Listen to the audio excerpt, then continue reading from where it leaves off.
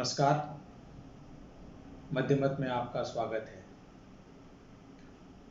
दोस्तों, आज एक बहुत दुखद खबर है। छत्तीसगढ़ के पूर्व मुख्यमंत्री और भारतीय राजनीति के एक चर्चित नेता अजीत जोगी का निधन हो गया है। जब से जोगी जी के निधन की खबर आई है, उनको श्रद्धांजलि देने वालों और उनके साथ जुड़े संस्मरणों को बताने वालों का तांता लगा हुआ है। हर एक के पास अजीत जोगी जी से जुड़े हुए कई अलग अलग संस्मरण हैं, उनकी यादें हैं। लेकिन मेरे पास जोगी जी से जुड़ी हुई एक जो याद है, मुझे ऐसा लगता है कि वो अपने आप में बहुत ही अलग है और जब भी मैं उस प्रसंग को याद करता हूँ, दुखी हो जाता हूँ। ये बात आज से करीब 17 साल पहले की होगी। यही मई जून के दिन थे, जून का महीना था, 2003 की बात है।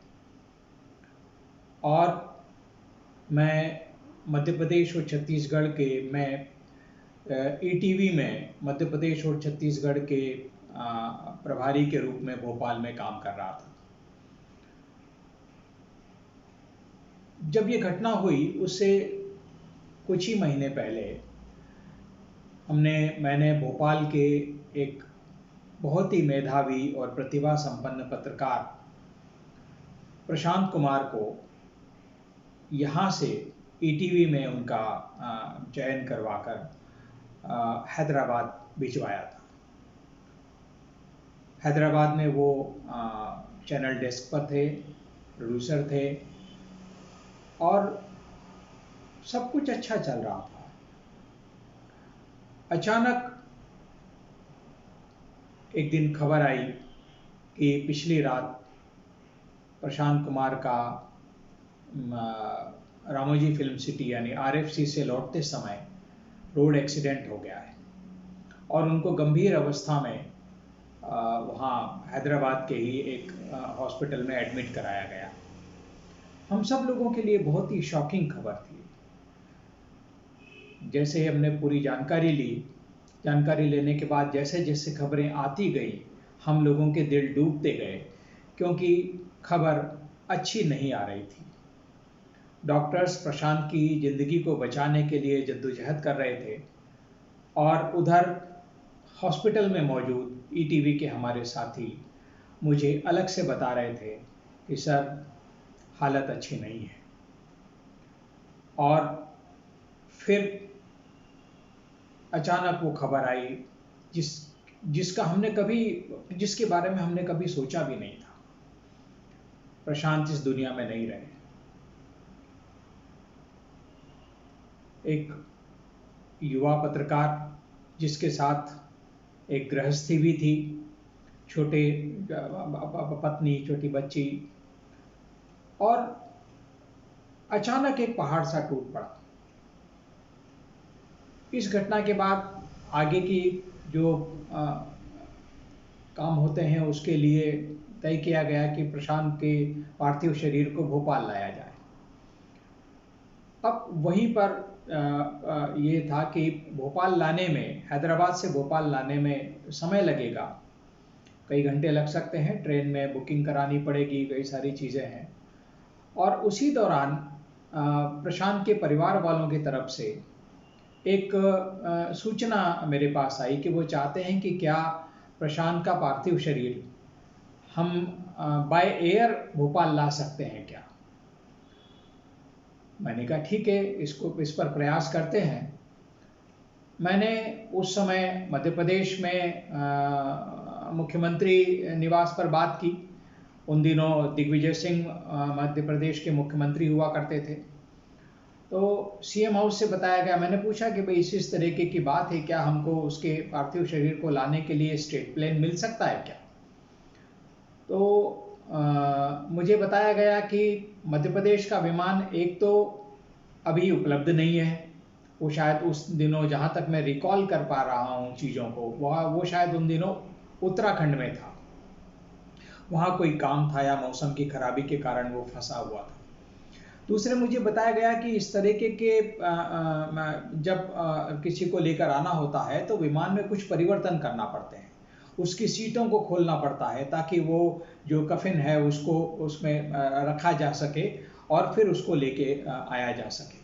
तो मध्य प्रदेश का जो विमान था उसमें उस तरीके की सुविधा, उस तरीके के परिवर्तन करने की सुविधा नहीं थी। हम लोग निराश हो गए। इस बीच में मुझे किसी ने बताया कि छत्तीसगढ़ के विमान में इस तरीके की सुविधा है कि उसको मॉडिफाई करके और लाया जा सकता है। मैंने खुद सीधे अजीत जोगी जी को फ़ोन लगाया। वो उन दिनों छत्तीसगढ़ के मुख्यमंत्री थे। अजीत जोगी को मैंने कहा कि ऐसी ऐसी बात है, प्रशांत नहीं रहे, उनके पार्थिव शरीर को हमको हैदराबाद से भोपाल लेके आना है और आपकी मदद चाहिए। अब यहाँ पर एक ऐसा व्यक्तित्व सामने आता है अजीत जोगी जी का, जिसकी की कल्पना करना मुश्किल है। उन्होंने बिना कोई सोचे विचारे जो जवाब दिया वो आज भी मुझे याद है। उन्होंने कहा, गिरीश जी बिल्कुल होगा, प्रशांत आपके ही साथी नहीं थे, मेरे भी पुराने दोस्त थे, और आपने कहा है, मैं अभी इंतज़ाम करता हूँ। मैं अपने डायरेक्टर को बोल रहा हूँ, वो आपसे संपर्क करेंगे और छत्तीसगढ़ का विमान प्रशांत के पार्थिव शरीर को लेकर भोपाल आएगा। अब इसके बाद हम लोग, मेरे लिए पूरा अप्रत्याशित था किसी भी मुख्यमंत्री का इस सहज भाव में इस तरह से तैयार हो जाना। मूलतः तो हम मध्य प्रदेश में बैठे हुए थे, उस समय छत्तीसगढ़ अलग हो चुका था। अजीत जोगी जी से पुराना परिचय था, लेकिन वो मध्य प्रदेश और छत्तीसगढ़ दो अलग अलग राज्यों की बात हो गई थी। तो मेरे लिए बड़ा अप्रत्याशित था कि इस तरह से मुख्यमंत्री स्टेट प्लेन देने के लिए एकदम से तैयार हो जाएंगे किसी पत्रकार को। और पत्रकार के लिए जोगी जी ने कहा कि आप डायरेक्टर से बात कर लीजिए। मैंने डायरेक्टर से बात की, उन्होंने कहा कि हाँ, सीएम साहब का फ़ोन आया है और मैं व्यवस्थाएं करके आपको बताता हूँ। इधर हैदराबाद में प्रशांत के परिवार की बेचैनी बढ़ रही थी, वो वहाँ से मुझे लगातार फ़ोन आ रहे थे कि क्या कोई व्यवस्था हुई है।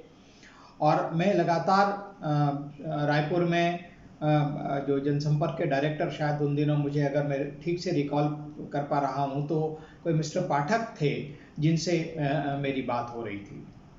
उन्होंने कहा कि हम इंतज़ाम कर रहे हैं। फिर उनका फ़ोन आया कि इंतज़ाम हो गया है, हमने विमान में जो पायलट से बात कर ली है, उन्होंने जो भी ज़रूरी उसमें वो काम पूरे करने होते हैं वो कर लिए हैं, और विमान जो है हम भेज देंगे। आप उनको बता दीजिए कि छत्तीसगढ़ का विमान लेके आ जाएगा उनको। मैंने हैदराबाद सूचित कर दिया। उन परिवार के लिए थोड़ी तसल्ली की बात हुई कि जो वो बॉडी को लेके यहाँ आ सकते हैं। हम लोग इसी उसमें थे कि चलिए बॉडी आ जाएगी तो फिर उसके बाद आगे के कामों को अंजाम दिया जा सकेगा। इसी बीच फिर छत्तीसगढ़ से मेरे पास फ़ोन आया और उन्होंने कहा कि विमान को हैदराबाद के लिए उड़ान भरने में विलंब हो रहा है क्योंकि एटीसी का क्लियरेंस नहीं मिला है। अब एटीसी का क्लियरेंस नहीं मिलना भी एक ज़रूरी बात थी कि वो एटीसी का क्लियरेंस मिले बिना नहीं जा सकते। मैंने फिर पता किया तो पता चला कि हैदराबाद में मौसम ख़राब है और जब तक मौसम ठीक नहीं होगा, क्लियरेंस नहीं मिलेगा, विमान जो है वो रायपुर से नहीं उड़ पाएगा। और धीरे धीरे ऐसे ऐसे विलम्ब होने लगा। मैंने फिर बात की, मैंने कहा कि अब ये ऐसा विलम्ब हो रहा है तो क्या आप भेज पाएंगे। मुझे फिर बताया गया कि देखिए, मैंने कहा है कि विमान प्रशांत की बॉडी को लेकर आएगा और जब तक वो नहीं आएगा तब तक विमान आपके डिस्पोजल पर रहेगा। ये जो डिस्पोजल शब्द था, ये मेरे रोंगटे खड़े कर देने वाला था।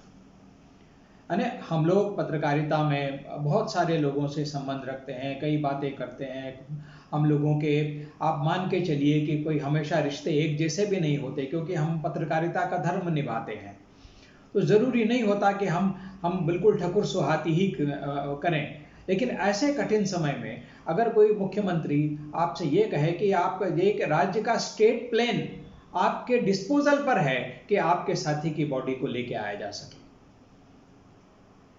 खैर, बात थोड़ी सी और इंतज़ार और आगे बढ़ा। इस बीच में जब इंतज़ार ज़्यादा लंबा होने लगा, मैंने पता किया तो पता चला कि हैदराबाद में मौसम अभी भी ठीक नहीं है और विमान उड़ान भरने की स्थिति बनी है।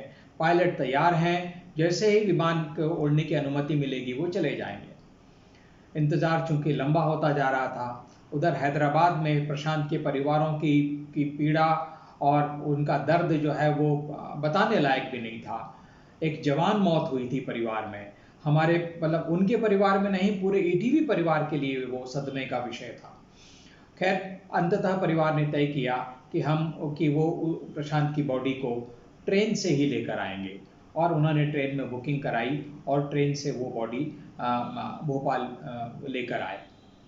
जब वो बॉडी भोपाल आ गई तब मैंने भोपाल आने का तय हो गया और मुझे पता चला, मुझे सूचना दी गई कि प्रशांत की बॉडी जो है वो ट्रेन में रख दी गई है, ट्रेन रवाना हो गई है।